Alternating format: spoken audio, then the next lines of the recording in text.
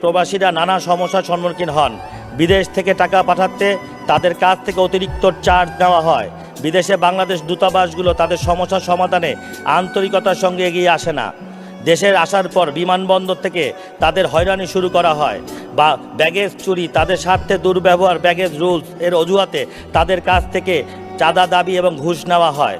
গ্রামগঞ্জে মাদকসেবীদের দূরত্ব এতই বেড়েছে যে চাঁদা না দিলে প্রবাসীদের স্ত্রী, পুত্র, কন্যাদের রাস্তাঘাটে নাজেহাল ও অপমান করা হয়। এসব বিষয়ে প্রয়োজনীয় পদক্ষেপ নেওয়ার জন্য মাননীয় স্পিকারের মাধ্যমে আমি জোর দাবি করছি।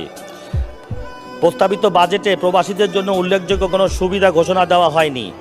প্রবাসীদের আর্থসামাজিক অবদান বিবেচনা করে তাদের জন্য নিরাপত্তা, বিমানবন্দরে হয়রানিমূলক সেবা, প্রবাস ও দূতাবাসগুলোতে কাঙ্ক্ষিত সেবা প্রদানের দাবি করছি। মাননীয় স্পিকার, এই মহান জাতীয় সংসদে মাননীয় প্রধানমন্ত্রী পানামা পেপারস কেলেঙ্কারিদের নামে উল্লেখ করেছেন। যেসব দুর্নীতিবাজ নাম এসেছে তাদের বিরুদ্ধে দুদক তদন্ত করছে। বড় বড় নেতা ও ব্যবসায়ীদের নাম এসেছে। এই সকল হাজার হাজার কোটি টাকা পাচারকারীদের ব্যাপারে শুধু শুনে আসছি, তদন্ত হচ্ছে। মাননীয় স্পিকার, আপনার মাধ্যমে এই তদন্ত অগ্রগতি সম্পর্কে জানতে চাই। মাননীয় স্পিকার,